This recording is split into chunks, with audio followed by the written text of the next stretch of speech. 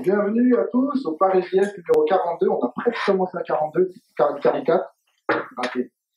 Ça fait plaisir de vous revoir, parce que c'est pas vu en décembre. Bonne année, bonne santé, bon JavaScript, autres, si vous voulez, c'est cool. Je commence comme d'habitude par la même question. Qui n'est jamais venu à Paris JS? Levez la main s'il vous plaît.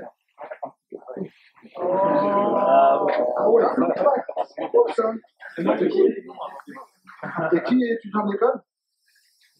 De l'école. Ah ouais, d'accord, quelques-uns. Donc en fait, il y a vraiment plein de gens nouveaux. Ok, donc je vous explique. Welcome, déjà, bienvenue.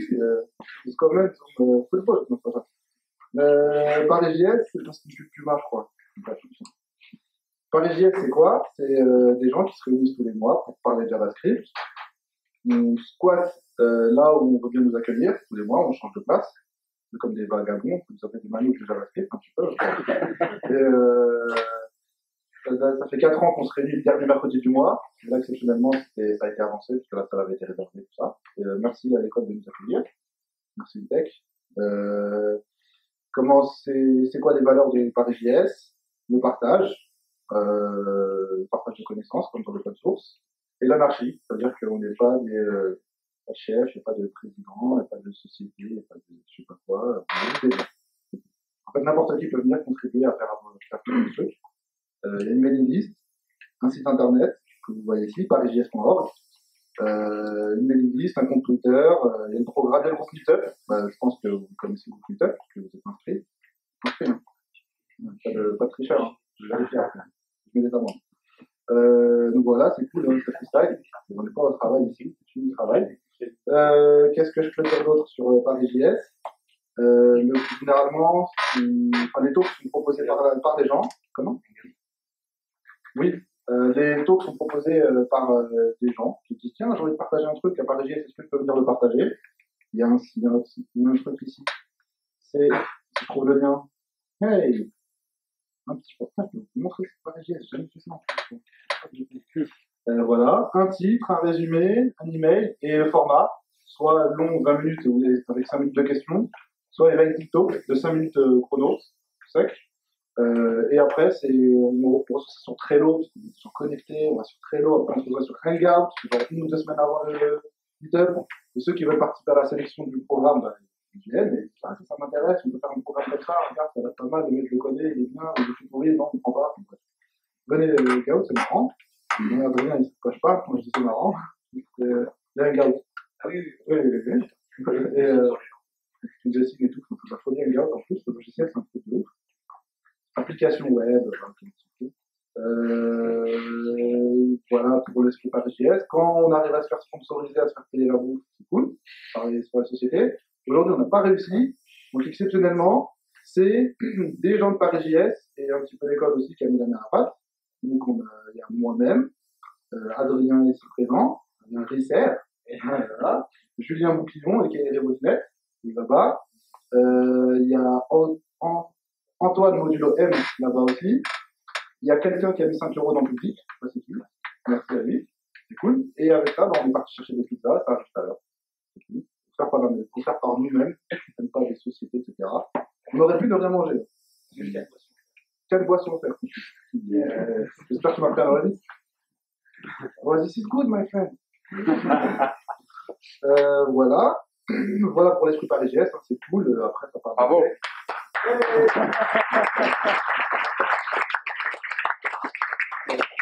Yes, ça fait plaisir, on commence bien l'année. Et en plus, on va commencer doublement bien parce qu'on a plein de choses à vous dire. On a un nouveau site internet qui ressemble comme 2 gouttes d'eau à l'ancien, vous ne savez pas la différence. La différence, c'est qu'on est passé sur d'un générateur de sites tout pourri, fait maison, fallait extraire un JSON, remettre un JSON à la main, c'est tout pourri. Là, on est passé sur un truc en Ruby, Jekyll, parce que c'est bien supporté par le GitHub, c'est super bien supporté. Et on a donc à peu près le site, ça a la même gueule. Je remercie Maurice Bell, mais je crois qu'il n'est pas là ce soir. C'est lui en gros qui a fait la pull request sur GitHub. Il a transformé tout le site tout seul. Il a dit, oh, on a un week-end alors. Il transforme tout le site. Et donc, c'est super cool de sa part. Merci à toi, Maurice. Il y a une caméra. Non, mais ce sera filmé et rediffusé quelque part, je pense, sur les internets. Donc voilà. Et je vais tester un truc en live d'ailleurs. J'ai envie de tester. si on était plusieurs, dont moi, à militer pour Jekyll, c'est parce que normalement, yes, authorize on GitHub. Peut-être c'est avec ton compte, Julien, je sais pas si tu t'as connecté. C'est pas grave, on va tester. On va tester. Alors, est-ce que authorize application? Ok. Je t'en souviens. Parce que Prose.io, c'est un petit truc bien sympa qui se connecte à n'importe quel dépôt GitHub. C'est complètement gratuit, hein, c'est open source, c'est gratuit ce truc-là. Les sources évidemment sont sur GitHub et sont contribuées entre autres par des membres de GitHub. Ils font Slack en vue de nos projections. Ah ouais, le mec, il va avec une base de données et tout. Ok. Ah ouais. T'es pas en tout facteur notification. Ok, d'accord. Cool. Si, ok, bah, nickel. Nickel. Alors, ici. Ah, mais je crois que tu n'as pas les droits parce que tu es pas sur le projet. Comment on fait Smart Projet? Ah, c'est super facile. Ah non, c'est que ceux sur lesquels tu as des droits. Je découvre un petit peu ce que je fais. Là. Déconnexion. Logout. Je vais me loguer. Je me permets de me loguer moi-même si tu permets. Pause. Déjà, le gars sur GitHub, partout le pauvre. C'est super bien préparé. T'as plus de RAM, c'est bon. Je peux me déconnecter, c'est cool. Ouais, j'aurais faire session privée. Putain. Je ne pas me mettre plus tôt. Genre 2 secondes avant, là. Ouais, de tension, mec. Donc, signing. Donc, il faut que je fasse un petit truc. Et donc, prose.io, pour meubler pendant que je cherche les petits boutons. Non, ça c'est non, voilà. Ça permet d'avoir accès avec une interface web à n'importe quel dépôt GitHub auquel on a le droit de les commis d'accès. Voilà. Non, c'est pas ça. Ah si, tout le monde le voit. C'est pas grave. Qui disparaît dans. Est-ce que j'ai le temps de taper? Plus que tu l'auras tapé, il sera plus. Voilà. Yes. Yes. Est-ce que ça marche ça? Non, ça marche pas. Statut simultané. Go back. C'est quoi ton problème? Refresh peut-être. Ouais. Tu marches, tu l'as déjà. Ouais, mais tu casses les couilles en fait, toi. C'est pas ton problème. Voilà. Grand développeur web, non, je connais pas. Comment? Je vais essayer d'éditer le site parisien en live. Sans aucun. Presque sans énorme. Donc là. Ouais, voilà, je vais essayer de casser en live.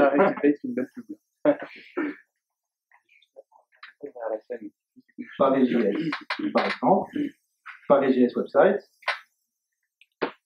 Ok. Donc là, comme c'est connecté avec Jekyll, je peux par exemple, je vais prendre, je sais pas, l'index.html, comme ça. Tu peux aller éditer le code en live, enregistrer, ça fait une pull request, je crois bien. Je peux aller aussi dans les posts, et c'est là que c'est intéressant. Il comprend la structure des fichiers Markdown, parce que dans Jekyll, il y a un en-tête avec des métadonnées, avec genre titre, tag, etc. Et là, il n'y en a pas. C'est super. Non, on utilise juste ça pour. Mais voilà pourquoi on s'est battu pour faire ça. Event Driven Community about JavaScript, Next Meetup, qu'est-ce que je peux casser? Quelle chose je peux introduire ou quelle chose je peux corriger?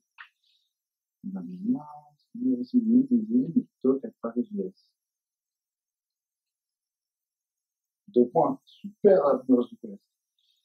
Et là, on peut sauvegarder. Edit, settings, change, to save. Test live. 2 points. Pendant. Meetup. Attends, on fait des vrais comics messages ou pas? Sérieux ou pas? Comment on fait déjà ici? On ne peut pas. 40. Ah oui, c'est important. Ah, mais j'ai qu'une main, j'ai 2 mains, mais tu ne peux pas faire tout ça.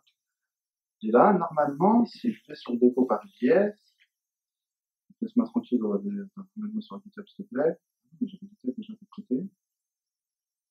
Tac, tac. Yes, je réfléchis. Je me pose des questions, j'en sais non, je sais pas, on va voir.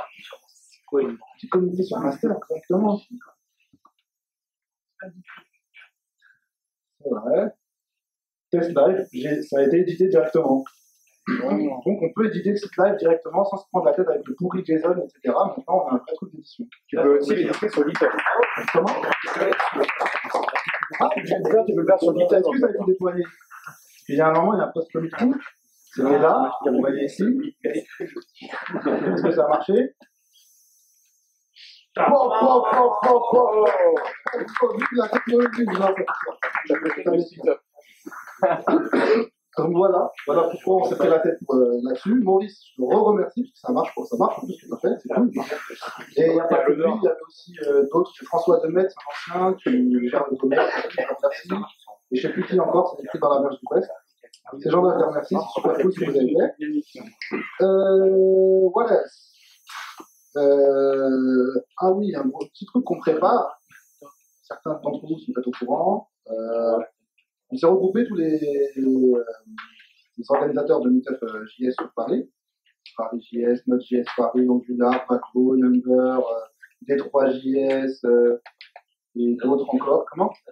Ouais, non, Node.js Paris, ouais. Comment? Non, React, c'était pas là. Il y en a trois autres encore. PhoneGap, c'est vrai.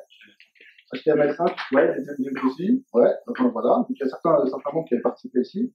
Et on aimerait bien préparer un bel événement d'ici le milieu de l'année, en mai ou en juin, qui s'appellerait Best of Web, et où on va sélectionner dans chaque meetup le talk que la communauté a préféré, et plus des nouveaux talks qui seront sélectionnés dans un call for paper. Et il faudrait que je me connecte à mon Gmail pour voir les résultats du sondage. Est-ce que vous avez voté déjà? Qui n'a pas voté au sondage? J'ai ouvert un sondage. Qui n'a pas voté? Ok. Donc ce soir, j'envoie un mail sur Meetup avec le lien. Comme ça, vous allez pouvoir voter. C'est en gros juste sélectionné par les derniers Meetup de l'année 2014, de toute l'année 2014, de talk long. Ceux que vous avez préférés. Il y a plein de gens qui sont jamais venus à Paris JS. Je sais pas si vous avez voté, je sais pas. Ce que vous voulez. Regardez le jeu. Ouais, vous avez regardé les vidéos, les slides, etc. qui sont là-dessus. Et voilà, et on va les sélectionner, on va les proposer pour l'événement Best of Web, enfin, le meilleur, quoi, celui qui a été le plus voté. Voilà, et ça c'est cool, on nous rappelle si probablement ils se produisent. Ça va être on va essayer de faire un truc cheap, pas trop cher, genre 500 balles, un truc comme ça.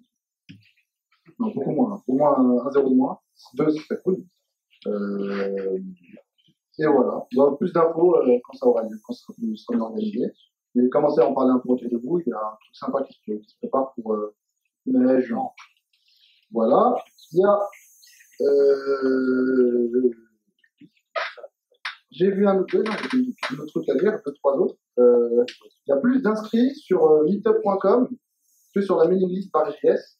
Pourtant, la mailing list, c'est le moyen favori de communication par JS. Si vous pouvez vous inscrire sur la mailing list, si vous avez envie de participer un petit peu sur des discussions sur l'organisation des meetups, des questions JavaScript, quoi que ce soit, allez vous inscrire. Il y a le lien ici. Est-ce qu'il marche le lien? Il marche, putain, c'est bien. Je vais t'écrire ce truc. Voilà. Twitter, n'hésitez pas à suivre Twitter. On ne pollue pas du tout le stream Twitter, c'est juste un ou deux tweets pour dire tiens, le prochain meetup c'est là.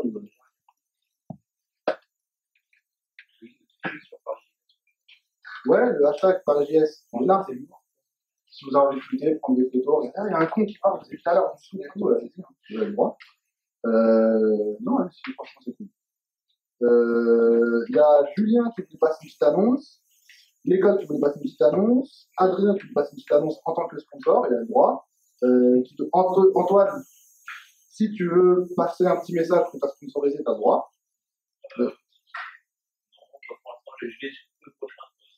Ok, d'accord. En 2015, ok. 2016. Ok. Je commence, j'ai sponsorisé, je suis développeur JavaScript. Clojure, ClojureScript, un peu de Java, un peu de tout web. Si jamais vous êtes intéressé, je suis freelance, je suis disponible à partir du mois d'avril. Peut-être un peu plus, je ne sais pas trop. Qui veut laisser la parole ensuite à notre pause. Je ne vais pas être très long, juste pour déjà vous souhaiter la bienvenue dans l'école. Remercier les étudiants qui ont participé à la logistique de l'organisation de cet événement. Et tu disais que tu étais un vagabond, il y a peut-être d'autres vagabonds ici, vous êtes au bon endroit. Vous êtes dans le groupe SUA, il y a deux écoles, une école d'ingénieurs dans le monde du numérique et puis l'école Intech Info, où je suis prof. Et il y a 2 ans, j'ai pris la décision d'initier les étudiants qui arrivent à l'école à la programmation. J'ai abandonné le C, on fait plus loin dans le cursus, et on fait du Node.js. Donc j'ai aperçu un ancien étudiant à moi, là, dans le fond. Donc si tu revenais à l'école, tu apprendras la programmation avec Node.js. Vous êtes vraiment au bon endroit. Je vous souhaite une bonne soirée.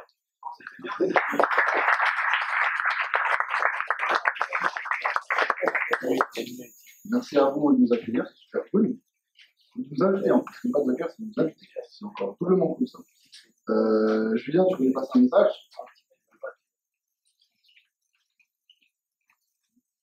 Merci. Donc très rapidement, pour vous faire part d'une nouvelle initiative sur Paris qui concerne les développeurs, c'est l'association NUMA, qui est une association de promotion du numérique sur Paris, vous devez connaître, qui ouvre un nouvel espace de coworking pour les développeurs, 150 mètres carrés pour 25 places, un gros cascade spécifique pour les développeurs, c'est ouvert 24 heures sur 24, il y a du café à volonté, il y a un device lab pour tester vos applis, vos sites web, etc. Et l'idée, ça va être de monter une communauté autour du dev avec des gens qui aiment ça et qui ont envie de partager dans l'esprit de l'open source et tout ça. Donc, si vous plaît et que vous voulez en discuter, on peut se voir juste après. Voilà. Bon meet-up.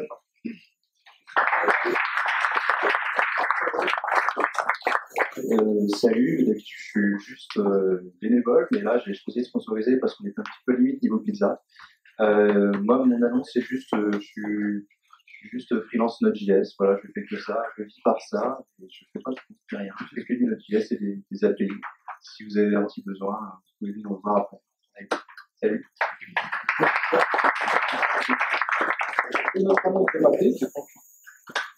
Petite annonce pour la conférence React Europe qui aura lieu au mois de juillet. Est-ce que quelqu'un fait du React ici?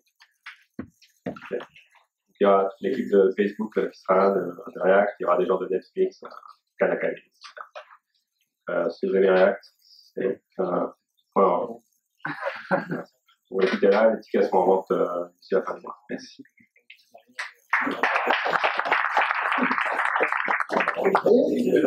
Je pense qu'on a assez parlé, il est 20h, ça y est, ça fait un quart d'heure que je raconte de la merde. Le record de Non, on a commencé à 44 et il est 20h03. Il fait 19 minutes, ça va. On a un speech d'intro, il y a de la matière, on va avec les mots, tout ça, ça va. C'est pas que de la pub. En plus, c'est pas que de la pub. S'il vous plaît, monsieur, parfait. Donc le programme de ce soir, Christophe Porteneuf va nous parler d'un workflow du futur avec des super dev tools, ça nous intéresse. Cédric Lombardo, c'est ça, il va nous parler de nous présenter le framework Ionic, pas mal de buzz et tout pour développer des applications mobiles hybrides avec les technologies web. Et Maël Lison là-bas va nous parler de la suite d'un truc qu'elle avait présenté, un émulateur Game Boy sur un navigateur. Le projet a vécu, a évolué, il va nous mettre à jour son projet. Et ça a l'air cool. En plus, ça parle un peu d'Ionic aussi, en tout cas, il va nous en parler un peu. Donc voilà, je laisse la place à Christophe. Salut. Je vous endors. Bonjour, moi je m'appelle Christophe. J'ai. Oh, la date en fait, c'est pas les miennes, ça, ce quoi d'hier. Ah oui, je l'avais ajusté pour aujourd'hui. Pardon. Bon, ça tout de suite. Ouais, merci. Ah, je me dis bien, voilà, j'ai 37 et une boîte de lait. Donc je suis de Paris, machin, je fais. Vendredi dernier, j'avais 19 ans de carrière en web. Donc je suis vieux.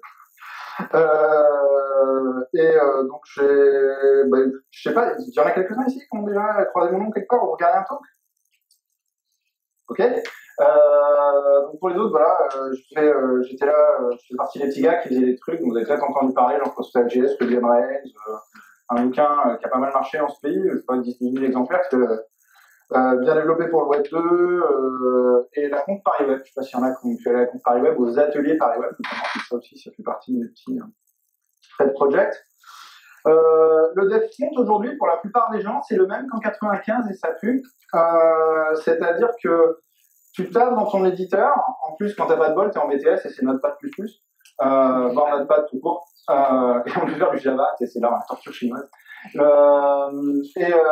Tu sauves, tu tab, tu rafraîchis, tu fais les manips, tu vérifies, tu prends l'autre navigateur, même chose, tu refais les manips, tu vérifies, etc. Et puis quand ça marche pas, tu reviens, tu dis, c'est l'enfer, quoi. Et ça fait des années qu'on peut faire vachement mieux que ça. Mais comme toujours, les gens mettent super longtemps en fait à remarquer qu'il y a mieux. Donc mon boulot dans la vie, à travers les articles, les conférences, les machins, les formations, c'est de montrer aux gens, les gars, faut ça y est, on est en 2015, faut changer.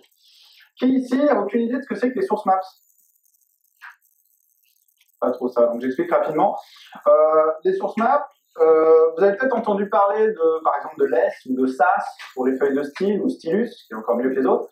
Ou alors de CoffeeScript, par exemple, pour JavaScript, ou TypeScript, ou si vraiment vous n'avez pas de bol, Dart.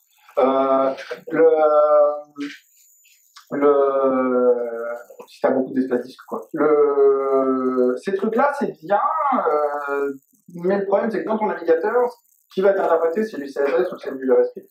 C'est pas du TypeScript ou des choses comme ça. Et du coup, histoire que tu puisses débugger sereinement quand même dans ton navigateur, il y a un mécanisme qui permet de faire la correspondance quasiment caractère par caractère entre le JavaScript ou le CSS qui est vu dans ton navigateur et tous tes petits fichiers dans tes syntaxes d'origine avant toutes les transformations éventuelles de ta chaîne de billes. Ce mécanisme, c'est les source maps. Dans les fichiers finaux, tu as des commentaires comme ça c'est pour la CSS, ça c'est pour la JS. Et quand tes outils de développement, que ce soit les F12 Tools de IE, que ce soit les outils développeurs natifs de Firefox ou les DevTools de Chrome ou d'Opera, quand eux, ils s'ouvrent et qu'ils voient les fichiers comme ça, ils vont aller chercher tes source maps si elles sont dispo, et du coup, ce qu'ils vont te montrer comme fichier, c'est les originaux. Et les points d'arrêt, tout ça, ça va continuer à marcher. Donc, je vais utiliser ça. Moi, ça fait 4 ans que Source Maps V3 est au point. C'est pris en charge par tous les modernes. Alors, pour IE, il a fallu attendre IE 10, IE 9 l'avait pas encore, mais IE 10, c'est déjà l'avant-dernière version. Donc, côté client, quand on travaille, quand on débug, c'est sympa. Moi, je vais travailler ici avec Chrome, qui a les DevTools les plus avancés, même si Firefox et IE sont en train vraiment de le rattraper. On a des trucs qui nous permettent comme ça de tripatouiller, vous savez, j'imagine, la CSS et votre JavaScript directement. Enfin, CSS, vous savez peut-être, JavaScript, vous savez peut-être pas. Par exemple, ici, si je prends, vous voyez, cette micro-appli là, et que j'ouvre mes DevTools, je vais mettre peut-être sur le côté, là, comme ça.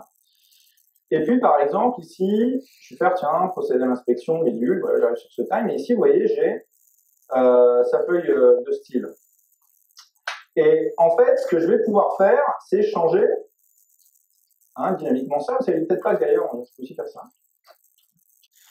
Donc, je peux changer ces trucs-là à la volée. Je peux dire, tiens, text decoration, underline, patati patata. Enfin, c'est live, d'accord. Ce qui peut être plus compliqué pour moi, éventuellement, c'est de récupérer juste ce que j'ai modifié. Ça, c'est pas forcément très très simple. On verra qu'il y a des manières de le faire, mais c'est pas forcément natif en direct. Ce que vous savez peut-être pas, c'est que c'est pareil pour JavaScript. Par exemple, je vais prendre une appli genre celle-là. Donc ça, c'est un petit canvas qui joue, qui joue au con. Et je vais ouvrir, je dois avoir un démo.js qui traîne. Voilà. Je vais le mettre en dessous, là, cette fois-ci. Et ce que vous savez peut-être pas, c'est que ça aussi, je peux le changer en live. Alors ça marche pas pour tous les états. Par exemple, je vais dire, non, tiens, je vais changer mon code couleur. Voilà, genre le genre de truc. Ça, c'est live.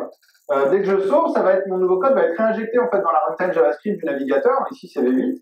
Et c'est pris en compte dynamiquement.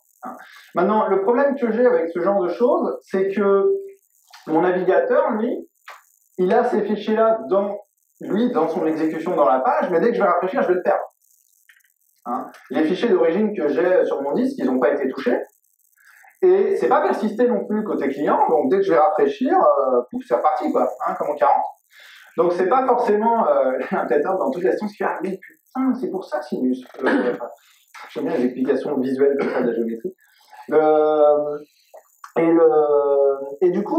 c'est un petit peu, ça manque un petit peu de peps. Ici, pareil, je rafraîchis, bon bah voilà, mes éléments de timestamp, ils sont repartis sur ce qu'ils avaient à la base. Donc c'est cool, mais c'est transient. Hein. Le principal problème, c'est ça va disparaître au rafraîchissement, mes fichiers ne sont pas touchés. Un autre problème, c'est les source maps. Parce qu'ici, la petite appli, par exemple, que j'ai sur mon autre onglet, elle utilise en fait deux trucs. Hein. Si vous regardez ici, voilà, ça c'est le source. Hein. Ouh, c'est long. C'est une single page app en backbone, initialisée. Et si vous regardez, elle a que deux fichiers. Hein. Elle a un ppcss, un ppjs. C'est tout, basta.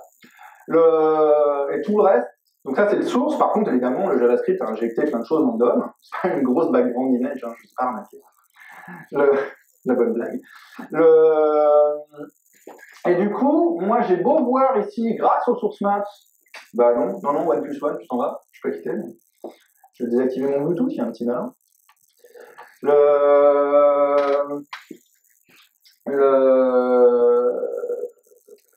Là, grâce aux source maps, par exemple, alors que c'est appcss qui est chargé, ce que vous voyez ici, c'est history.style. C'est-à-dire, c'est le fichier stylus d'origine de ma chaîne de build. Hein. J'utilise un super outil de build de ouf qui défonce tous les autres et qui s'appelle Brunch, et qui était là d'ailleurs avant les autres. Hein. C'est comme Grunt, Gulp ou Glue, tout ça, mais en 1000 fois mieux et beaucoup plus simple. Et beaucoup plus rapide aussi. Enfin, pas que Glue et Gulp, mais beaucoup plus rapide que Grunt et l'autre, Gulp. En fait, Et du coup, moi j'ai des tas de fichiers, je les vois à l'origine, mais si je modifie ces fichiers-là, si par exemple je vais chercher à la main mon history, j'étais pas dans les DevTools. Si je vais chercher mon history.style ici et que je fais une modif, c'est bien beau, mais il n'en a rien à foutre. Hein. Si je fais color red, bah, vous regardez ici, voilà, c'est pas red, hein, c'est toujours gris. Et pourquoi? Eh ben parce qu'il n'a aucun moyen, lui, le navigateur, de connaître la mise en correspondance, de reconstruire en fait la CSS finale à la volée. C'est pas son boulot, c'est le boulot de mon système de build ailleurs que dans le navigateur. Donc dès que j'ai des source maps, je suis un peu bloqué pour ça. Alors attends, j'ai ici la bonne blague habituelle, j'ai ma webcam qui est partie en brain, voilà. Donc, comment est-ce que je vais faire pour persister ça? Pour persister ça, déjà, la première étape, c'est quand même de faire en sorte que quand je sauve dans mes DevTools, ça me sauve sur disque, hein, quand je suis en dev. Donc, pour ça, je vais utiliser un mécanisme dans les DevTools qui est là depuis 2 ans, qui s'appelle les workspaces. J'en ai d'ailleurs déjà un défini, donc je vais le changer. Hop. Je vais le virer, je vais vous le remontrer. Hop, voilà. C'est un truc qui est là, donc on peut le faire soit depuis les settings des DevTools, soit depuis un bouton droit en fait sur mes fichiers dans le panneau sources. Et en fait, ça va me permettre de dire à Chrome, écoute, voilà, ça c'est un morceau du disque dont je me sers pour mes applis. Quand tu vas chercher certaines URL, tu pourras établir une correspondance. Donc là, par exemple, je vais aller chercher, voilà, dans la démo que je suis en train de vous faire, c'est dans app en l'occurrence, mais chez source. Clique, alors il va me demander l'autorisation, parce que votre navigateur, d'habitude, s'interdit évidemment au niveau de vos pages web et tout, d'aller papoter avec votre disque. Hein, c'est un problème de sécurité. Donc là, je vais lui demander d'autoriser. Comme toujours, avec les autorisations Chrome, c'est hyper discret, c'est super facile à louper. Tu peux attendre pendant 2 siècles qu'il se passe un truc. Et à partir du moment où j'ai fait ça, je vais pouvoir, par exemple, prendre mon... je vais rafraîchir déjà parce que souvent les mappings, ça lui fait bizarre. Et je vais pouvoir prendre par exemple mon app.js et le mapper. Hop, donc je vais... alors même un truc interne en fait, avec les source maps. Donc par exemple, moi j'ai parmi les fichiers d'origine que j'ai dans cette appli, il y a un template, qui est en Jade en l'occurrence, voilà, qui est en .jade. Et je vais pouvoir faire un truc qui s'appelle Map to Network Resource. Tiens, d'ailleurs, non, j'ai un workspace. Pourquoi est-ce qu'il me le fait? Ah oui, parce qu'il lui faut les fichiers finaux. Ah oui, c'est pour ça, je suis obligé de vous le faire en 2 temps. Je suis obligé de vous le faire en 2 temps, parce que là, il ne sait plus où sont ces petits. Ah bah, surtout que je ne suis pas dans le bon onglet, en fait, c'est ça le problème. Voilà, ppjs, et je vais faire Map to File System Resource. Et là, il va me chercher, en fait, tous les trucs là-dedans. Je vais même prendre un des fichiers d'origine. En l'occurrence, j'ai dit mes templates là. Hop, ou même la command view là, qui est la vue sur la gauche. Je pense qu'il ne la trouve pas. Un bel effet démo, apparemment. Ah oui, c'est je sais. Je sais pas. C'est parce que je lui ai fait un mapping qui va le déranger. Alors, je rajoute le niveau du dessus à ce stade-là et je change la fond. Le workspace, il est pour tout le navigateur ou juste pour l'onglet en cours? Alors, il est pour tout le navigateur, par contre, évidemment, il est dans ton profil. Comme tout le reste, il est associé à ton profil, donc un autre compte user, un profil user ne l'a pas. Voilà. Et si, par exemple, ici, je mappe mon app.js sur le app.js d'origine, voilà, qui est dans mon démo public, il va se recharger, mais en tout cas, ouais, vas-y. Hop. Il est au courant maintenant, il connaît ces fichiers-là, il sait où ils sont mappés, comment est-ce qu'il va les trouver, il sait qu'ils sont à l'intérieur de démo, ici, en l'occurrence. Et lorsque moi, je vais modifier un de ces fichiers-là, par exemple, je peux modifier, ici, je vais dans Elements, je cherche mon petit truc, là, et je lui dis, écoute, voilà, montre-moi le style, il va me dire c'est dans history.style, je vais dire, ah ouais, d'accord, le color, vas-y, fais voir. Je vais tomber dans history.style, ici, je vais dire un color grade, je sauve, et alors, ça va marcher, c'est-à-dire que si j'ouvre le fichier qui est sur mon disque, là, vous voyez, le color grade, il est là, en bas, hein. Mais par contre, donc c'est cool, c'est-à-dire que je pourrais le faire pour un fichier final, par exemple pour le .gs ou le .css final, et du coup j'aurai effectivement le résultat dans mon navigateur. Mais ça reste les fichiers d'origine ici qui ont été modifiés, c'est-à-dire que si moi j'ai une chaîne de build qui transforme tout ça avec plein d'autres choses, j'ai Bootstrap par exemple 3 qui est là-dedans en less, en l'occurrence comme ça, je sais plus. Le app.css, lui, il n'est pas régénéré tout seul, par la magie du Saint-Esprit, et ce qui est utilisé par mon navigateur, du coup, parce que mon navigateur Stylus, c'est ce qu'il disait, hein. Donc, ça va pas suffire. Donc, je vais devoir pousser un petit peu plus loin. Hein, donc, ça bute un peu sur les source maps. C'est-à-dire qu'il me faut un outil de build qui surveille. Hein, il me faut mon outil de build dans l'arrière-plan quand je développe, qui me produit les fichiers une première fois, puis qui attend.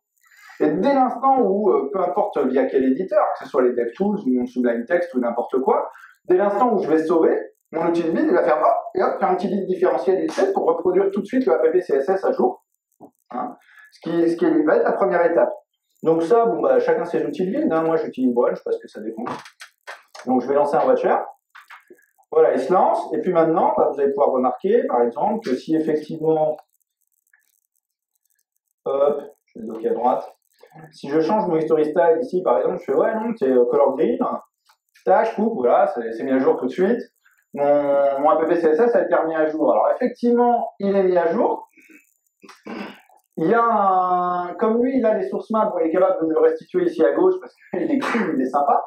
Mais en fait, il s'est rendu compte, j'ai un truc ici qui est actif et il s'est rendu compte que mon CSS est lancé, a été mis à jour, il l'a resurveillé grâce au workspace en fait. Les workspaces l'ont surveillé et l'ont mis à jour. Ça va être beaucoup plus problématique pour du JS. Pour le JS, il va pas le faire pareil, il va falloir qu'il passe par des mécanismes d'injection un petit peu plus travaillés. Ici, si je changeais ces trucs-là, on pourrait ne pas les voir en direct si j'avais pas tous les trucs qui étaient mis en place. Donc, mon watcher, il surveille, il met les fichiers finaux qui sont les seuls que mon navigateur comprend à jour. Maintenant, pour que mon navigateur soit réellement au courant de ce qui se passe, je vais repasser en fonction de mes trucs. Pour qu'il soit vraiment au courant de ce qui se passe, il va falloir que j'utilise une techno qui n'est pas forcément native à mon navigateur. Pour la CSS, il y a une approche qui est rigolote, qui a pas du tout besoin de workspace, pas besoin de rien, qui peut marcher pour n'importe quel site, même pas les vôtres, à la rigueur, on s'en fout. C'est Emmet Lifestyle, vous connaissez? Alors, qui connaît Emmet ici? C'est cool Emmet, hein? Ouais, c'est pas mal. C'est une des meilleures inventions depuis le pain tranché. Emmet Lifestyle, c'est un truc super rigolo. Donc, il suffit d'avoir Emmet dans ton éditeur, de préférence Sublime Text, je crois. Je suis sûr que ça marche avec Sublime Text, je sais pas pour les implémentations d'Emmet dans les autres. Et par contre, il faut une extension DevTools pour ton Chrome. Et en fait, le truc est hyper rigolo. Je vais prendre un site au hasard. Par exemple, c'est quoi le site de Lazy ou Intech Info là? Prenons un site dont je suis sûr qu'il est tout à fait conforme aux best practices. Ah, je suis désolé, j'ai cliqué sur une annonce payante, hein, j'ai fait perdre 2 cents. Et je vais prendre ça, et ici, donc j'ai une petite extension, DevTools, qui est là, qui s'appelle Lifestyle. Je vais l'activer pour ce site-là, et donc elle voit que j'ai un Sublime en face. Elle va me dire, elle va regarder toutes les, très beaux les CSS base. Vous avez fou et bar aussi. elle va me permettre de mapper, puis il y a vraiment qu'une ou deux CSS, hein, on sent que vous êtes optimal en perf. Hein, il y a tous les tests, mais pourquoi? Alors, je vais prendre par exemple ce super menu. Waouh, on va tracer. Je vais prendre ce super menu, je vais juste activer son over, là, parce que c'est pas over, non, c'est du CSS. D'accord. Je vais prendre ce truc-là, je vois, c'est dans style.css. Ok, donc je vais dire à lifestyle, on va chercher, il doit être là quelque part, style CSS peut-être, avec un peu de chance.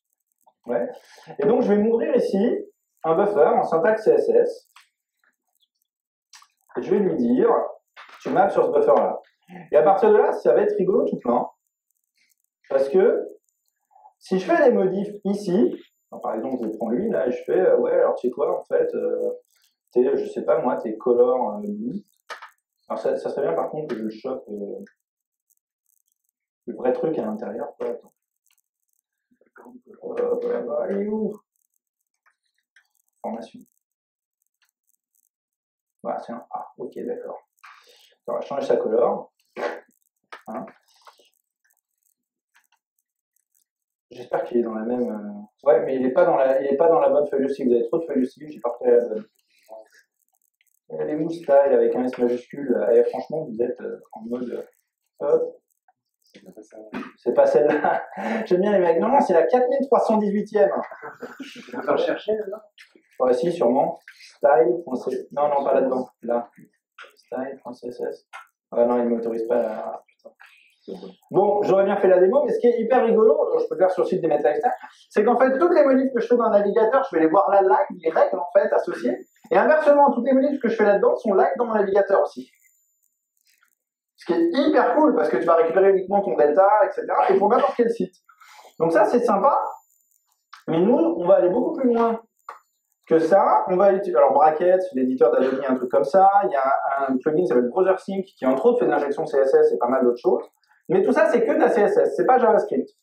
Alors, vous utilisez peut-être WebStorm ou PHPStorm, super EDI, hein, qui ont cette injection JavaScript à la volée, c'est une sorte de Chrome interne.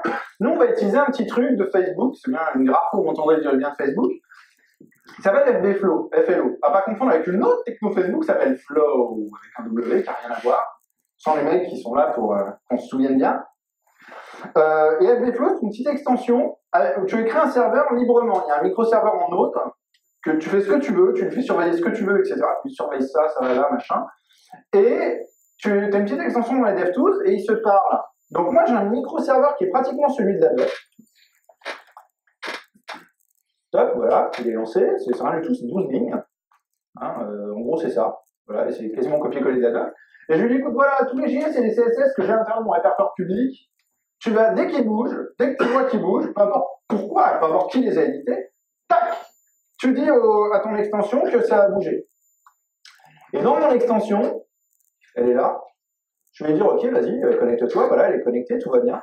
Et donc, à partir de là, moi, je vais pouvoir éditer comme j'ai envie, peut-être par exemple ici, hein, faire, tiens, non, t'es color blue.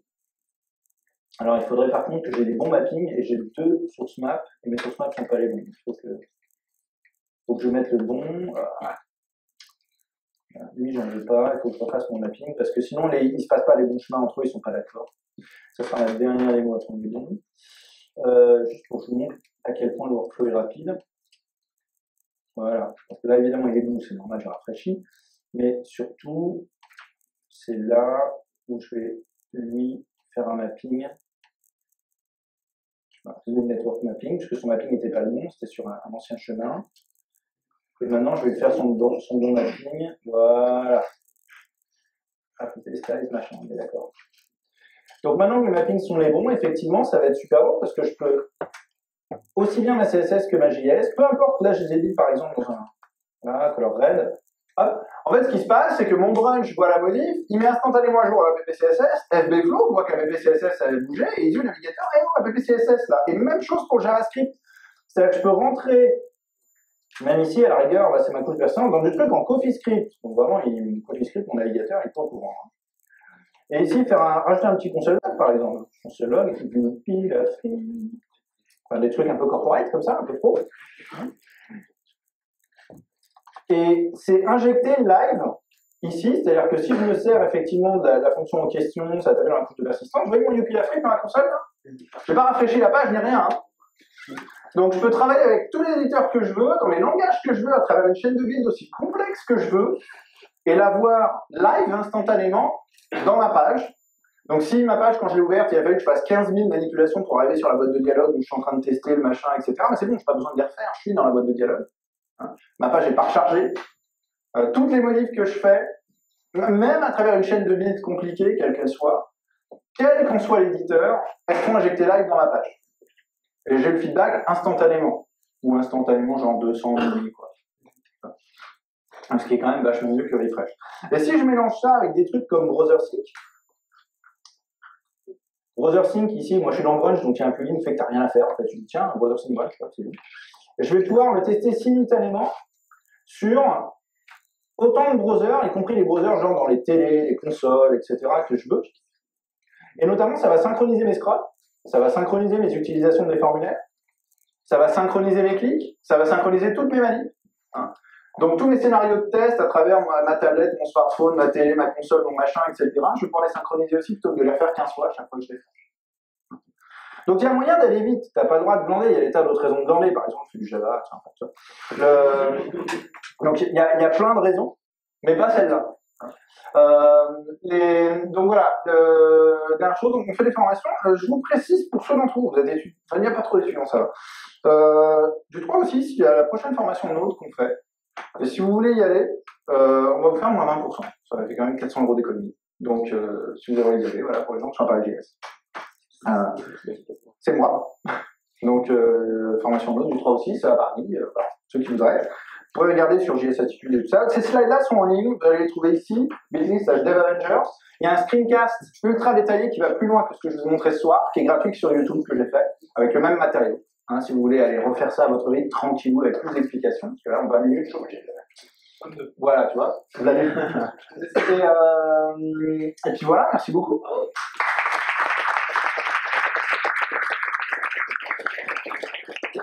Je vais laisser la place, je ne voudrais pas qu'il se fasse chanter à la fin, donc je vais laisser la place aux autres, mais derrière, il y aura, je prendrai les questions peut-être derrière, ou une ou deux toutes, mais faites avant que tu t'installes. Ouais, non, tout de suite, si quelqu'un a des questions sur cette super 13, un peu le peu du futur. Ouais, j'ai une question. Vas-y. Est-ce que, à l'inverse, avec le dernier outil que tu as utilisé là, Browser5, BrowserSync, ouais. est-ce que tu peux éditer le code depuis DevTools et qu'à l'inverse, il modifie le fichier? Alors, c'est deux choses complètement séparées. BrowserSync, lui, il surveille des fichiers sur ton disque et à partir de là, les JS, ça a bougé.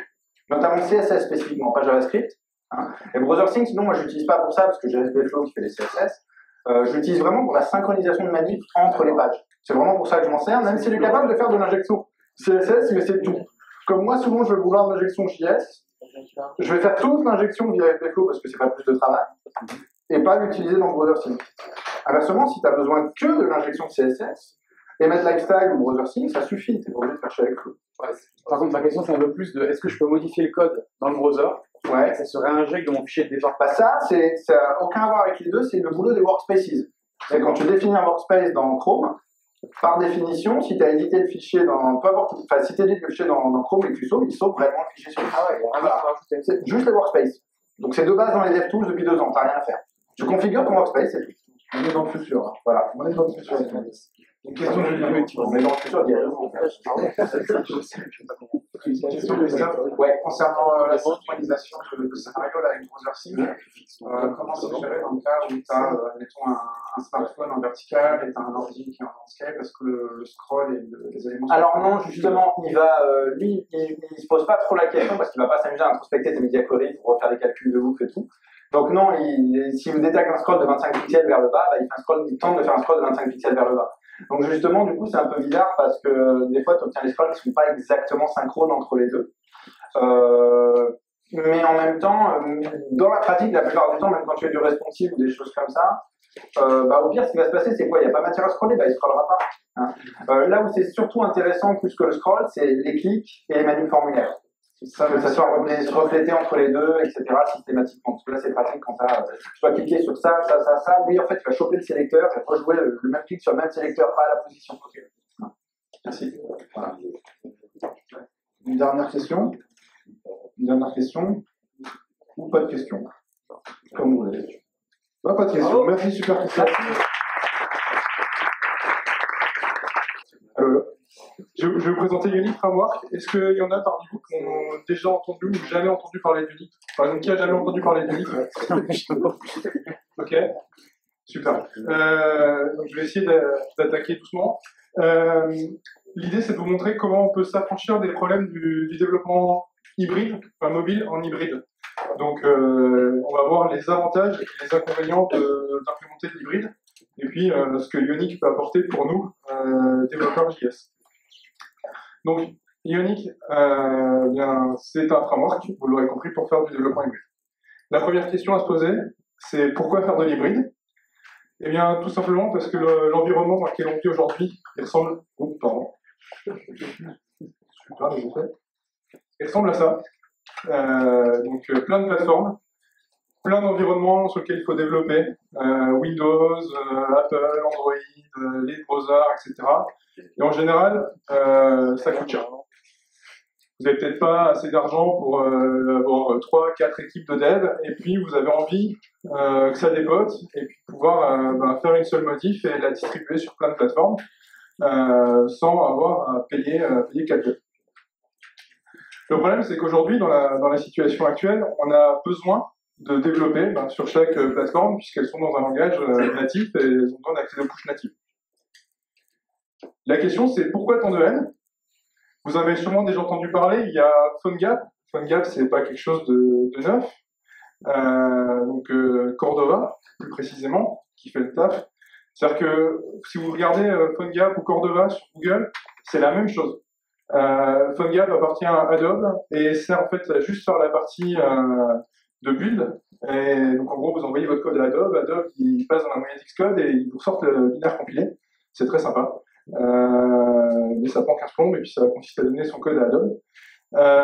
Cordova, c'est la partie qui a été libérée en open source à la fondation Apache. Et donc en fait, qui fait juste le boulot. Vous avez juste à savoir installer un Eclipse pour faire un Android et installer un Xcode pour faire du Mac, de l'Apple. Donc, prenez Cordova. Par contre, sur les docs, c'est la même chose. Il y a juste le nom de la ligne de commande qui change. Donc, on va pouvoir faire des applis HTML5 simples. Mais la question qu'on se pose, alors, c'est pourquoi on ne fait pas tous de l'hybride?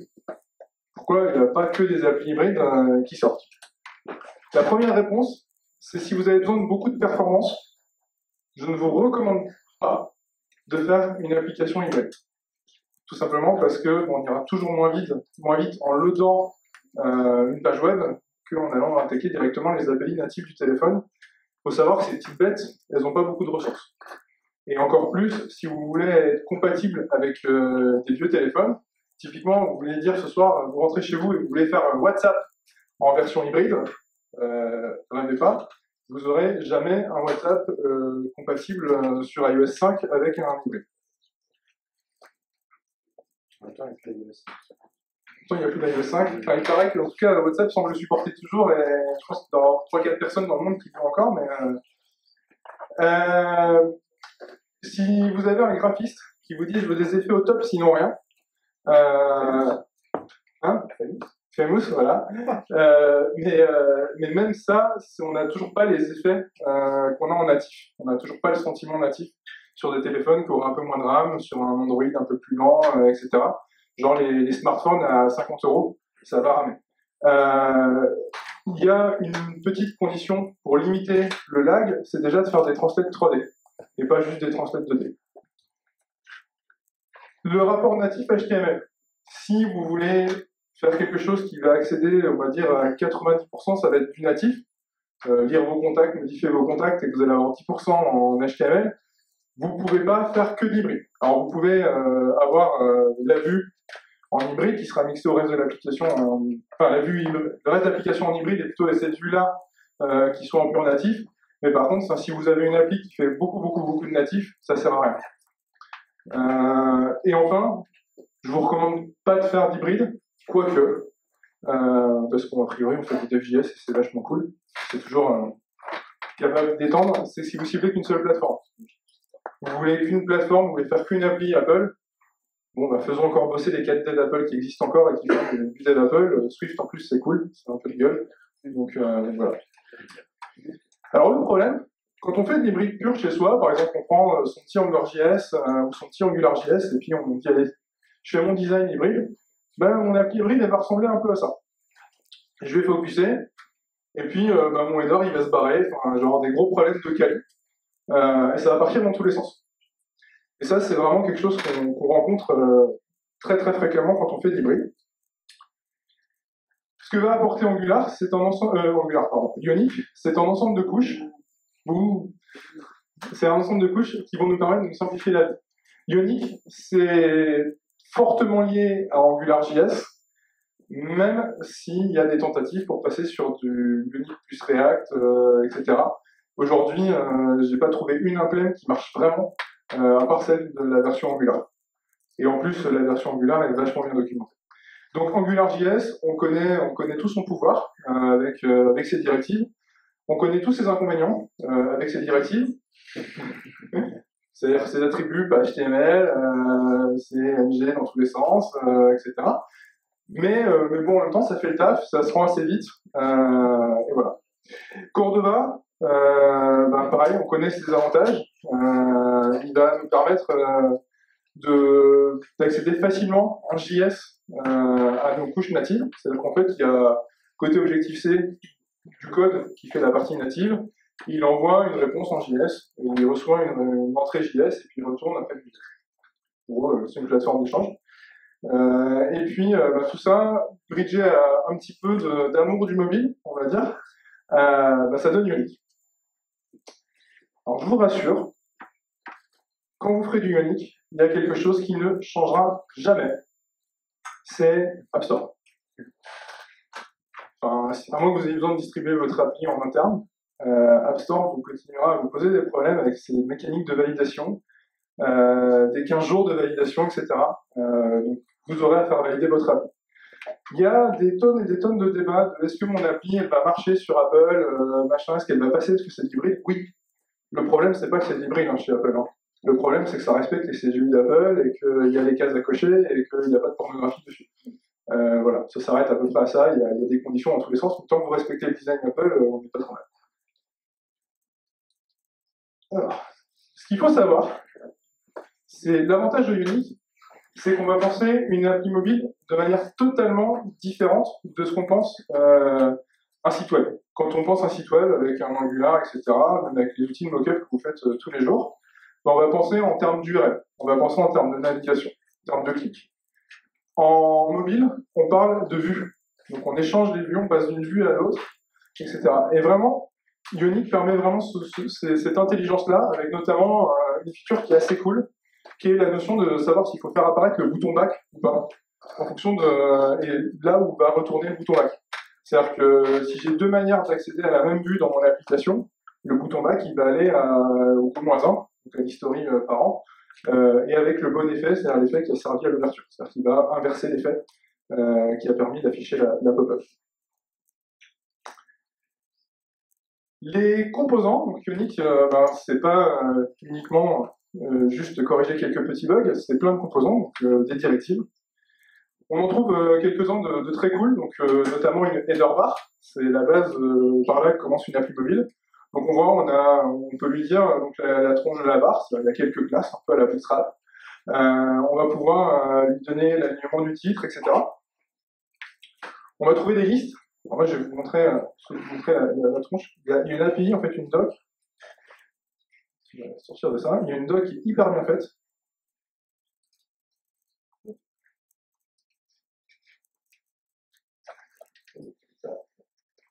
Voilà. Donc on retrouve des listes avec des éléments, des items qui sont prêts, et notamment en une directive, on peut faire ce petit effet que vous envoyez tout au client.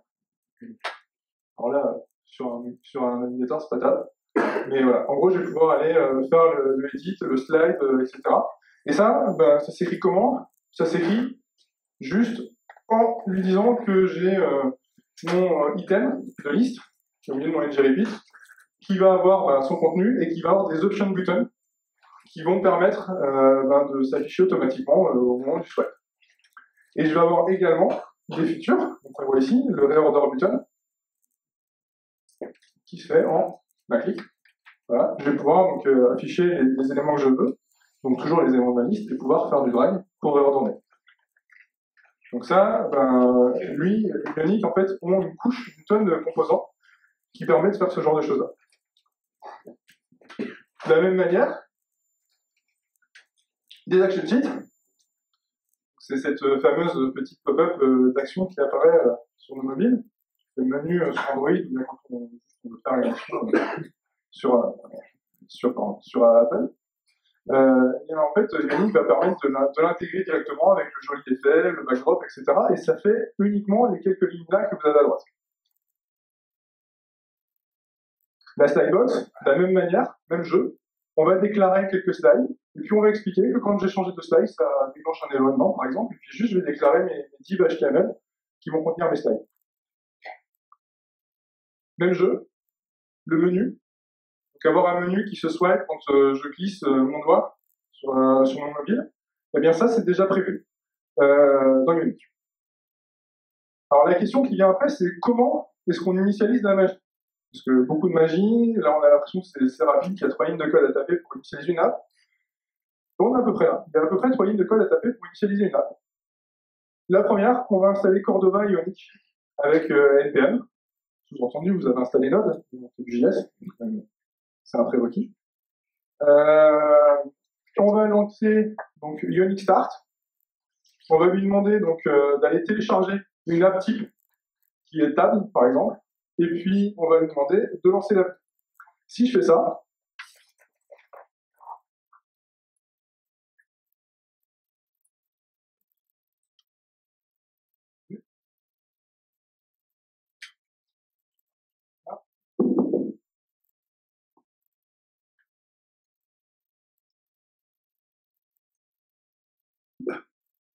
je suis en mobile parce que la connexion difficile tout à l'heure. Voilà, donc on voit qu'il va télécharger à la base sur GitHub. Il va installer les dépendances.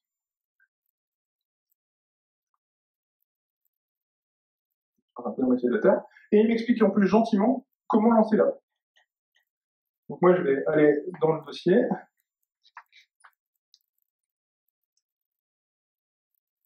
Je vais taper un Ionic Serve, donc là j'ai même pas de plateforme, j'ai commencé juste à créer une appli mobile.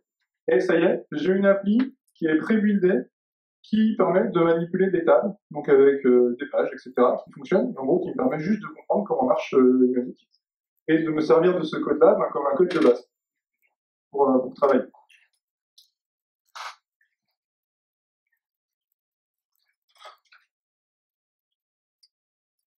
Alors, hop.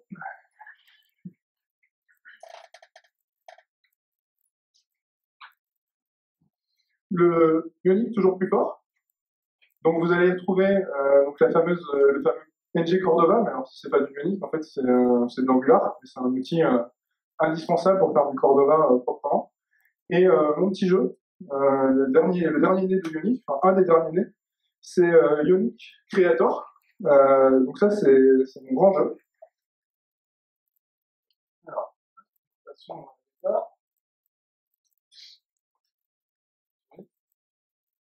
donc, vous allez avoir une interface en ligne qui vous permet de faire du drag and drop. Pour ceux qui auraient fait un peu de Flash ou de Flex dans leur vie, ça va leur rappeler des bons souvenirs. Vous avez juste à faire des drag and drop pour qu'il se passe des choses.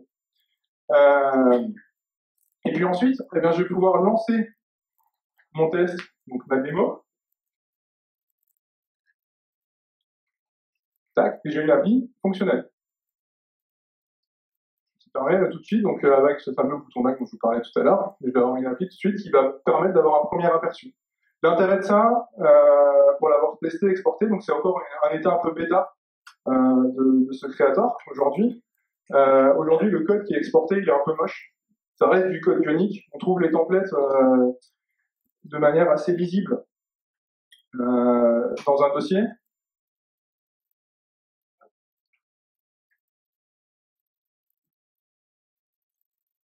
Je vais retrouver en fait mes templates aujourd'hui un peu en mode pop-art, comme on pourrait dire, très compliqué on va dire, où je vais me retrouver avec tout dans la page index HTML. Donc, je pense que dans les prochaines semaines, mois, l'équipe Ionic, qui a levé des fonds en plus il n'y a pas longtemps, devrait, je pense, extraire cette partie de page, voilà, pour que ce soit un peu plus visible et prêt à reprendre. Et en gros, tout de suite, on a une première tranche de notre appli, on est capable de faire une pré-démo à un client en moins d'une demi-heure pour pouvoir lui expliquer à quoi ressemblera son appli et l'installer tout de suite sur son appareil mobile. Voilà. Ensuite, donc un dernier outil dont moi je voulais vous parler, c'est quand on fait du dev Android hybride. Encore une fois, on a des problèmes de performance sur les vieux Android, donc inférieurs à KitKat. Tout simplement parce que notre ami Android a décidé de lancer son navigateur interne, vous saviez, le vieux navigateur qu'il y avait avant Chrome, à la place de Chrome. Et même si vous avez Chrome installé sur votre device, ce qui fait que ce navigateur a des perfs dégueulasses, vraiment dégueulasses. Et il y a un petit projet qui est connu des gens qui font de l'hybride, qui s'appelle Crosswalk, qui est un projet un peu hybride, un peu mystique pour l'instant encore. Mais Ionic a déjà, depuis la semaine dernière, si je ne me gourre pas, sur son blog, intégré Crosswalk et vous explique comment, en fait, avec la nouvelle version de Ionic, on peut utiliser Crosswalk pour la version Android. Et donc avoir des performances un peu plus correctes sur les versions inférieures de Ionic.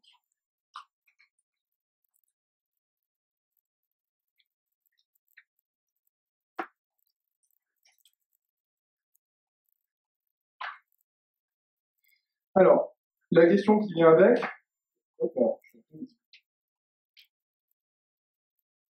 la question qui vient ensuite derrière, c'est, on a parlé beaucoup de iPhone et d'Android, c'est les principales plateformes sur lesquelles on va vouloir développer. Aujourd'hui, l'application, une application Ionic n'est pas complètement compatible pour l'environnement Windows Phone.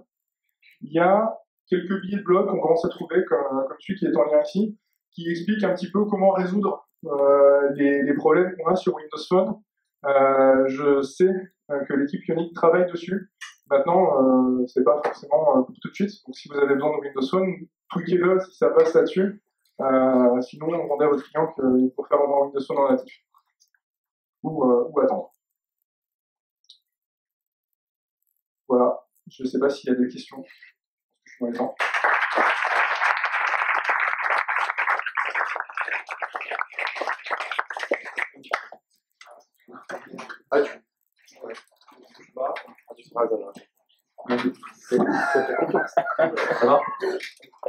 Tu as dit tout à l'heure que pour que l'app soit validée par l'App Store d'Apple, il fallait qu'elle respecte le design d'Apple. Les règles. Mais est-ce que du coup tu peux à la fois valider les règles d'Apple et valider les règles de Windows Phone et valider les règles d'Android en termes d'utilisabilité, design, navigation? Alors, d'Apple, il y a quelques règles de design, mais en fait, elles sont beaucoup moins importantes que ce qu'elles l'étaient il y a quelques années. Donc, ils ont été beaucoup plus laxes, donc on peut vraiment faire nos propres designs, un peu plus légers, avec nos vraies couleurs, etc., sur une appli. Il n'y a plus besoin de respecter le design iOS 6 sur les versions iOS 6, etc. Android, c'est freestyle. C'est-à-dire qu'en fait, Apple a une validation. Si vous voulez faire un projet startup, je ne sais pas s'il y en a parmi vous qui sont en startup, Apple vous pourrez la vie. C'est-à-dire qu'il va vous demander de valider. Ça va prendre des cycles de 15-20 jours de validation selon parce qu'il y a un être humain qui dit oui, il a le droit de publier l'application. Android se contente juste de vérifier l'application au niveau du build, de faire un check robotique, mais l'application est forcément acceptée. Je sais qu'il y a des projets pour faire un design différent sur l'application Android, différent que sur l'application iPhone, notamment typiquement quand on a des tabs, ce qu'on voyait tout à l'heure. Sur les applis Android, on va avoir tendance à les mettre en haut. Sur les applis iPhone, on va les mettre en bas. Donc on va voir ces éléments-là qui commencent à rentrer dans Ionic. Mais c'est la même problème que si on voulait faire de l'hybride pur. Maintenant, il n'y a aucun problème de validation pour l'avoir fait, en tout cas entre iPhone et Android, de poser la même app sur le store. Il faut juste qu'elle soit compliant. Moi, les apps que je me suis fait rejeter, c'est parce que j'avais pas mis les bons screenshots, parce que j'avais pas les logos à la bonne taille, parce que j'avais pas mis un bouton accepter les conditions générales devant dans mon inscription, etc. C'est des conditions comme ça qui valident et pas vraiment des conditions de design fortes ou des choses comme ça. En tout cas, je n'ai pas eu ces problèmes-là C'était il y a quelques années ça.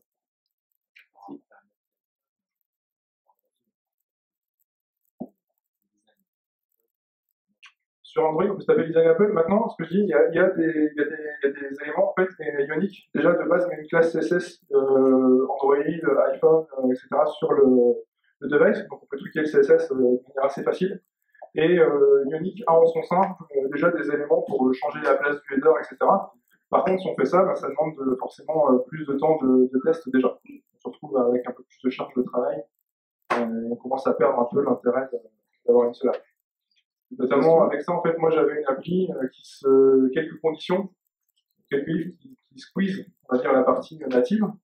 On est capable d'avoir aussi également la web app. De la même manière. Ouais, c'est une autre question.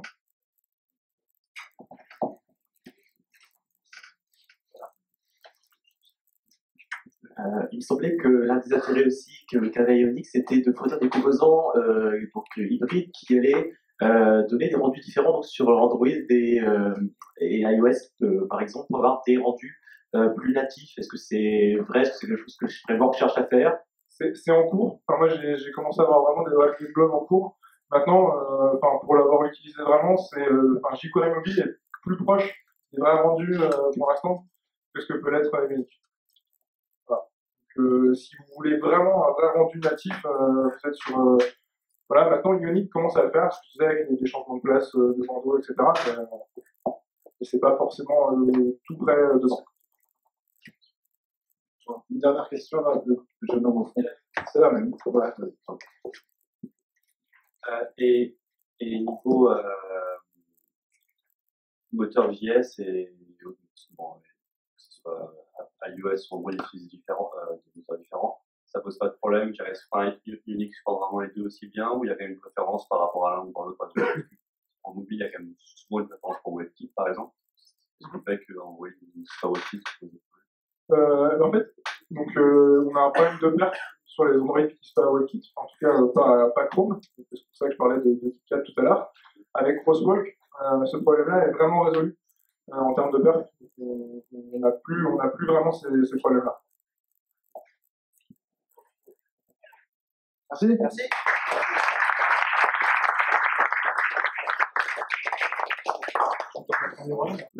Ouais. Ok, bonjour à tous. Vous ne connaissez probablement pas, vu qu'a priori il n'y a pas grand monde qui est déjà venu à Paris-JS avant. J'étais venu il y a environ 6 mois, en juin dernier, pour faire une présentation sur un projet de l'époque qui était Vir.js. Alors Vir.js, pour le présenter très rapidement, c'est une bibliothèque JavaScript qui permet d'émuler donc des systèmes. Actuellement, c'est simplement la Game Boy Color, mais plus à venir. Ouais. Donc la bibliothèque permet des fonctionnalités assez intéressantes, notamment sur les hooks. Il est possible de se brancher sur les systèmes de la Game Boy pour injecter son propre code différemment dans l'exécution. Donc l'une des démos que j'avais faites, par exemple, c'était d'exécuter un jeu Pokémon et d'inspecter pendant l'exécution quels étaient les Pokémon qui étaient dans l'équipe du joueur, d'inspecter plein de variables au fur et à mesure de la partie. Donc, comme je vous l'ai dit, c'était une bibliothèque. Une bibliothèque, c'est pas une application. Et pour qu'une bibliothèque soit utile, il faut qu'elle soit utilisée. Ça paraît aller de sens. Donc du coup, j'ai commencé à réfléchir à quel projet je pourrais faire pour tirer parti de Vir.js, tirer parti de l'émulation et tirer parti de JavaScript. Ça faisait beaucoup de choses dont je pouvais tirer parti. Et j'ai commencé à réaliser plusieurs points. Le premier point, c'était que j'aime beaucoup les anciens jeux. Les premiers jeux auxquels j'ai joué, j'aimerais bien pouvoir y rejouer. Mais le problème, c'est qu'en ce moment, j'ai pas tellement le temps. Ça demande du travail pour pouvoir installer les émulateurs, c'est pas pratique. Ce qui rejoint le deuxième point, qui est que j'aime pas installer des logiciels depuis Internet sur mon ordinateur. Maintenant, c'est facile de choper des virus en téléchargeant n'importe quoi. Et si on peut éviter d'installer un émulateur d'un site qui n'a pas été mis à jour depuis 2002, c'est toujours ça de gagner. Sans parler du fait que généralement il ne marche pas. Et enfin, je passe près de 2 heures par jour dans le métro. Alors ça, c'est un problème principalement parisien, on va dire. Mais le fait est qu'une heure le matin, une heure le soir, je me souviens un petit peu.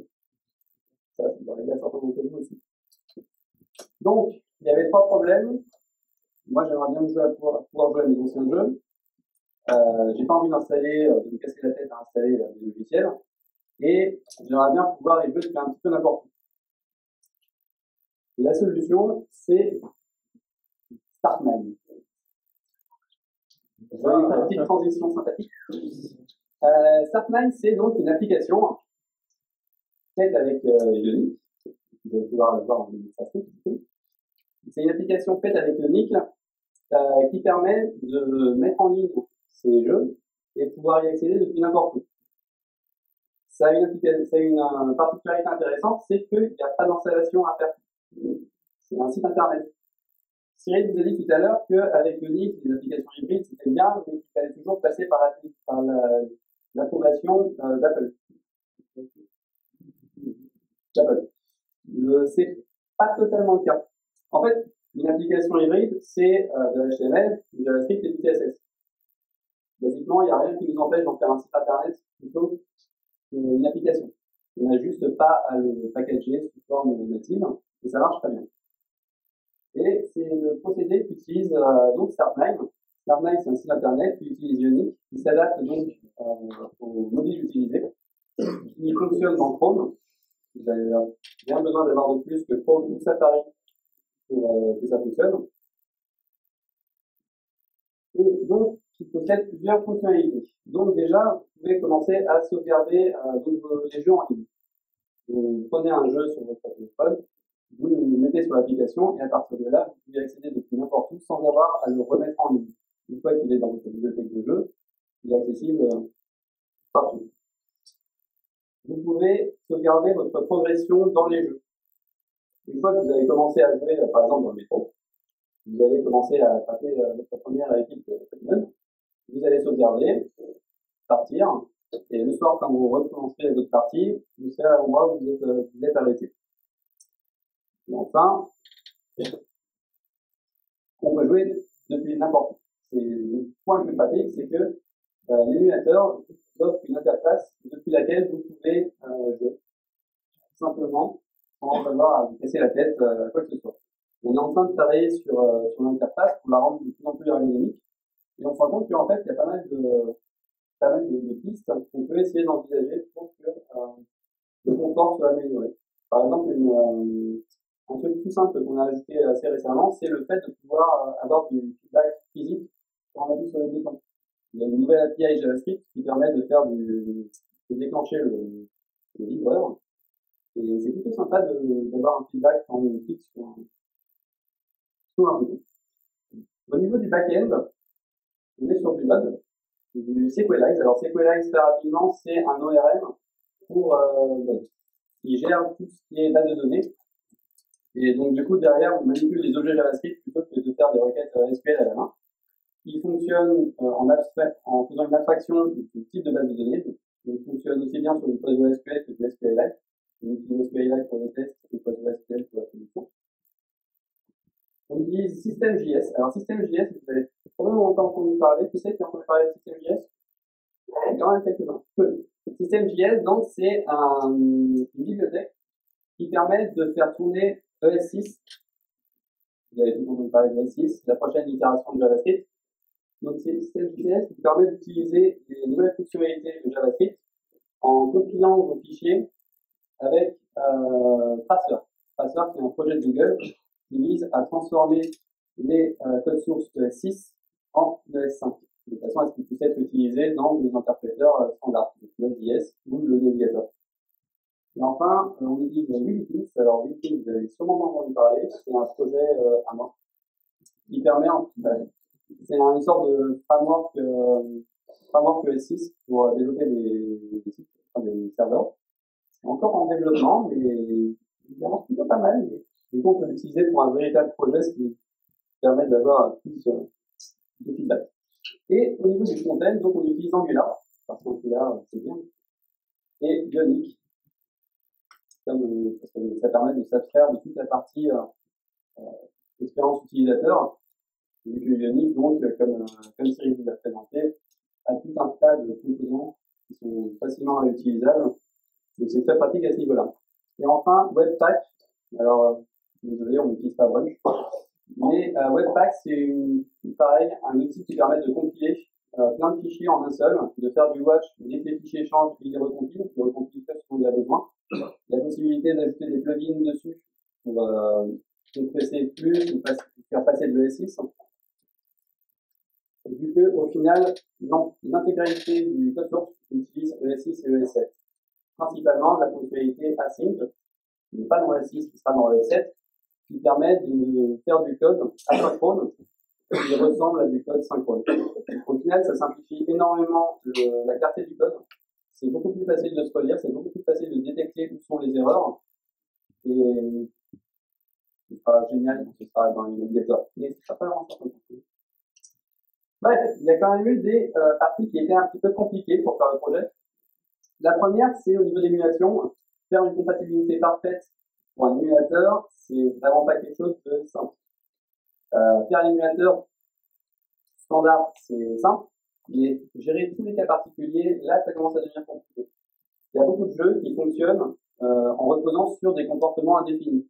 Je ne sais pas si certains d'entre vous ont fait du C, mais en pareil qu'en C, il y a beaucoup de comportements qui sont laissés à la bonne volonté de la personne qui fait l'implémentation. Et certains jeux reposent dessus. Les types se sont dit, tiens, c'est pas documenté, c'est pas grave, on peut l'utiliser. Ce qui fait que, à un certain moment, il faut creuser dans le code source des jeux, et ça commence à devenir compliqué. Une autre partie compliquée, c'est que le niveau d'Angular 2, qui, comme vous le savez peut-être, va totalement balancer à la poubelle ce qui a déjà été fait, et repartir sur de nouvelles bases. Alors, personnellement, moi, je trouve que c'est une bonne idée. Je suis toujours partant pour aller dans le bon sens. Et d'autant qu'ils vont utiliser pas mal de S6. Et franchement, je pense pas que ça aurait été une bonne idée de faire je pense pas qu'ils auraient pu utiliser ES6 aussi bien s'ils étaient restés sur les concepts qu'ils avaient déjà pour Angular 1. Donc à mon avis, c'est une bonne idée qu'ils ont faite. L'UNIT est très bien, vraiment. Ça simplifie énormément l'écriture du code, ça enlève vraiment beaucoup de problèmes. Mais le seul petit souci, c'est qu'il est encore un petit peu immature, ce qui fait qu'on trouve quand même un certain nombre de bugs, principalement des bugs graphiques. Alors en soi, c'est pas très gênant, c'est juste qu'il faut faire des compromis. À certains moments, c'est normal de trouver un bug. Dans ce cas, on le reporte sur le repo GitHub. Et peut-être qu'à un moment, il va finir par être corrigé. En novembre-décembre, les équipes ont été très actifs et ils m'ont corrigé beaucoup de bugs au fur et à mesure.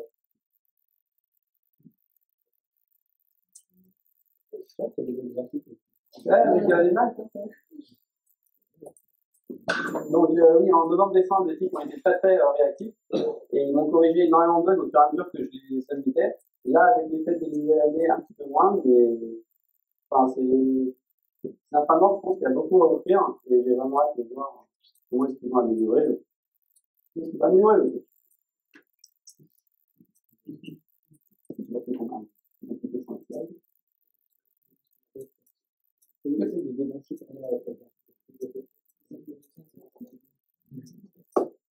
Donc, vous allez voir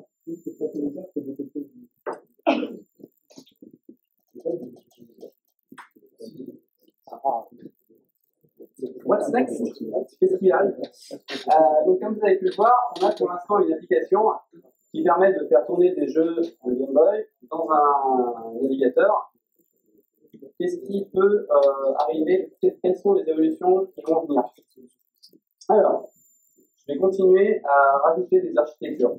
Actuellement, donc, il y a la Game Boy, j'aimerais bien rajouter la Game Boy Advance, la Super NES, peut-être un jour la PlayStation, c'est cool. Il y a beaucoup de consoles, il y a beaucoup de vieilles consoles qui peuvent être émulées en JavaScript. C'est pas simple, les émulateurs ne sont pas forcément écrits, mais les performances des téléphones mobiles augmentent d'année en année. Et maintenant, on peut réussir à faire la vitesse, par exemple, la vitesse qu'avaient les anciennes consoles. C'est l'un des buts que je me fixe. En plus de ça, il y a la version desktop et télé que j'aimerais bien faire. Parce qu'à la base, en fait, l'idée c'était de pouvoir me mettre au fond de mon canapé et de jouer avec la manette sur l'émulateur. Ça, je ne pense pas que ce soit quelque chose qui soit impossible. Il y a déjà des API qui permettent de se brancher avec des manettes.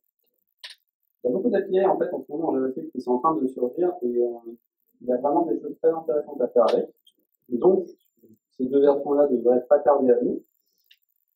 Un autre point aussi qui est intéressant et qui n'était pas possible vraiment avant, c'est de pouvoir rajouter des fonctionnalités réseau à des anciens jeux.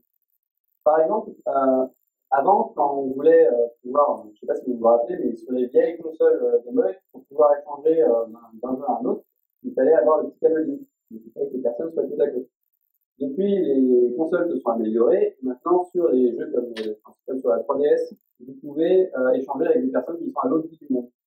C'est quelque chose comme ça que je pense que c'est intéressant à faire, de pouvoir donner une dimension un petit peu plus sociale à tous ces anciens jeux.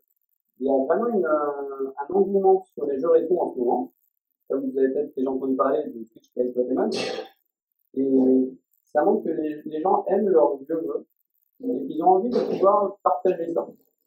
Donc, on aimerait bien développer un petit peu ce sentiment, parce qu'on est un petit peu pareil. Mais principalement, ce qu'on voudrait le plus, ce qu'on attend le plus, c'est des feedbacks. Donc on cherche des personnes qui sont un petit peu comme nous, qui aiment les anciens jeux, qui ont un petit peu du temps à perdre le matin dans le métro ou le soir en rentrant, et qui seraient d'accord pour tester avec nous une autre application, nous aider à l'améliorer, à la rendre vraiment sympa, tip top. Donc si jamais vous avez jamais ça vous intéresse, n'hésitez pas à venir me voir après l'implémentation. J'ai l'application sur ma tablette, aussi sur tablette. Pareil, si jamais vous voulez voir à quoi ressemble Ionic dans le cadre d'une application, n'hésitez pas à venir, c'est ce que vous mettez aussi en direct. Voilà. Est-ce que vous avez des questions? Alors, pour un petit peu plus.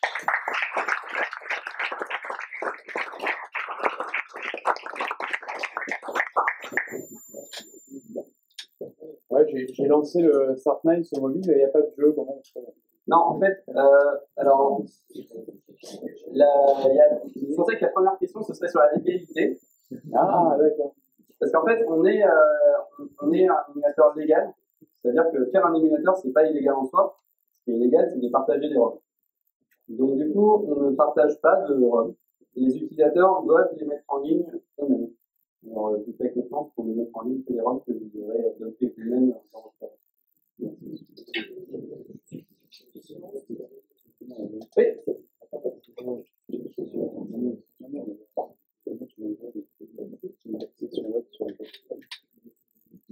Quand tu dis mettre en ligne, tu veux dire que les ROMs sont uploadés vers ton serveur ou alors que tu lis ce qu'il y a sur le file system? Non, elles sont uploadées sur le serveur. Est-ce que tu ne devrais pas lire ce qu'il y a sur le file system pour éviter des problèmes? Non, une fois que l'utilisateur l'a mis en ligne, c'est qu'il a eu des droits, il peut le mettre en ligne. Nous, on est un hébergeur. C'est pas à disposition des autres. Non, c'est pas à disposition des autres.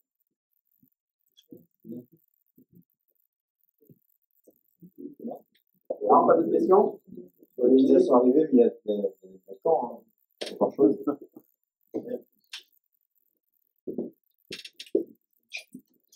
J'ai peut-être pas fait ça, mais est-ce qu'il y a une partie peut-être open source ou c'est pas une open source?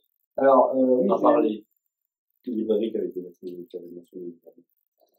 alors, j'ai oublié de mentionner ça, mais Vir.js, donc la bibliothèque qui est utilisée pour l'émulation, est open source. C'est-à-dire que si jamais vous voulez utiliser le composant principal de l'application, c'est-à-dire celui qui permet de faire toute l'émulation des jeux, il est en open source. Vous pouvez très bien faire un Twitch Play Pokémon avec Vir.js. C'est d'ailleurs.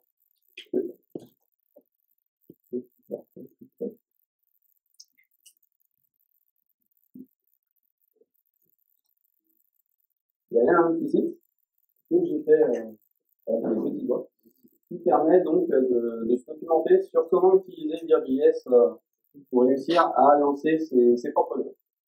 Pareil, je cherche un petit peu des contributeurs qui voudraient se lancer un petit peu dans le domaine merveilleux de l'éducation. C'est vraiment très intéressant, c'est vraiment quelque chose à apprendre. Donc, pour répondre à ta question, oui, il y a une partie qui est en open source, et la partie principale, c'est l'émulateur. Une autre question? Oui, question. Est-ce qu'il y a des utilisateurs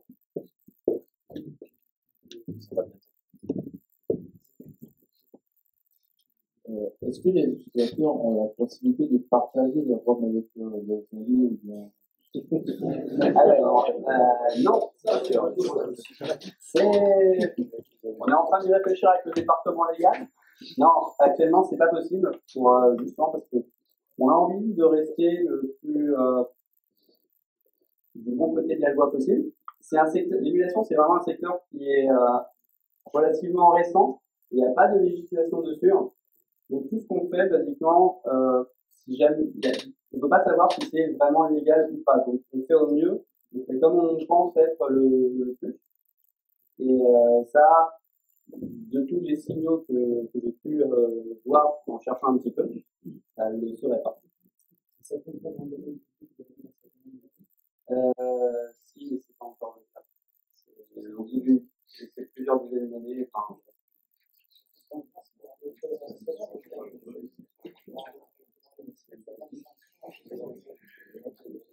ça, je vais.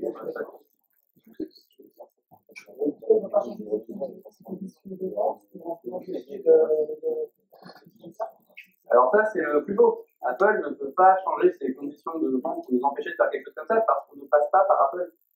Il n'y a pas d'application à installer. On ne demande pas l'avis à Apple, on ne demande pas l'avis à Google. Une des raisons pour lesquelles ils étaient plus sages, c'était aussi parce qu'il y avait des vidéos gratuites sur Internet et ça pouvait s'afficher dans leur jeu. Disons que s'ils voulaient faire ça, il faudrait qu'ils arrêtent de supporter les API qu'ils ont déjà commencé à supporter. Donc, ou alors qu'ils brident en JavaScript leur propre moteur, ou alors qu'ils mettent une petite if domaine égale start9, then, voilà. À la limite, on serait plutôt content si c'était le problème principal. Tu peux parler fort. C'est ça. On résistera. J'ai une deuxième question. C'est est-ce qu'il n'y a pas des jeux qui sont en open source, en tout cas libres de droit à diffuser, pour être créés récemment? Il y en a quelques-uns. Par exemple, il y a quelqu'un qui a fait je trouve ça magnifique. D'ailleurs, ce petit jeu-là, c'est un homebrew, c'est quelqu'un qui l'a fait tout seul. Donc c'est pas un jeu licencié, c'est top. Il est disponible sur GitHub d'ailleurs. C'est de l'assembleur, c'est assez bon. Et c'est pas n'importe qui non plus qui peut faire des jeux pour Game Boy. Hein. C'est un jeu système, le site, c'était pas encore à l'époque. Donc il y a quand même quelques jeux. Par exemple, récemment, il y a aussi un 2048 qui a été fait. Donc on est en train de faire en sorte que ces jeux puissent être par défaut dans les bibliothèques des utilisateurs. Comme ça permet de tester un petit peu, de voir effectivement qui peut lancer des jeux.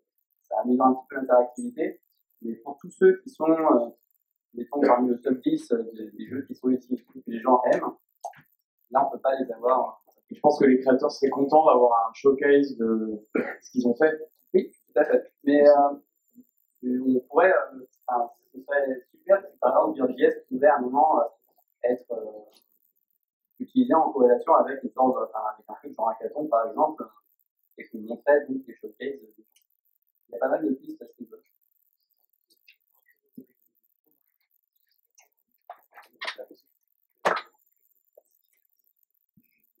C'est une question commerciale. Je voudrais savoir s'il y avait un business plan derrière, ou ce genre de choses, parce que c'est comme ça, mais avec l'engouement qu'il peut y avoir sur la famille, et les personnes qui se connectent, c'est pas mal de choses, de jeux mis en place sur les serveurs, pas mal de charges et autres. Est-ce qu'il devrait être peut-être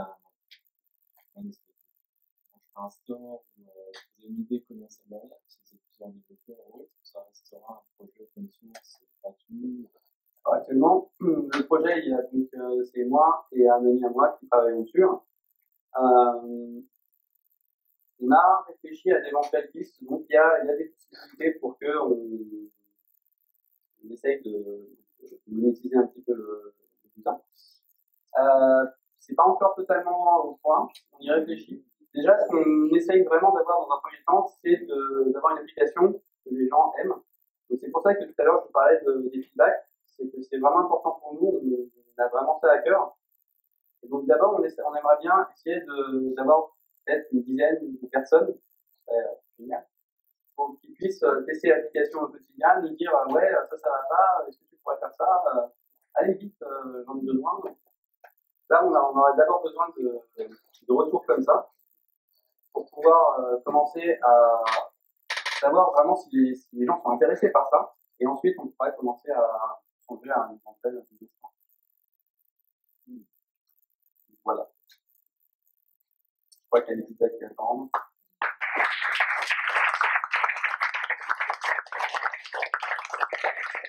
Ah ouais, il y a une règle à Paris-Yes, premier arrivé, premier servi. Voilà.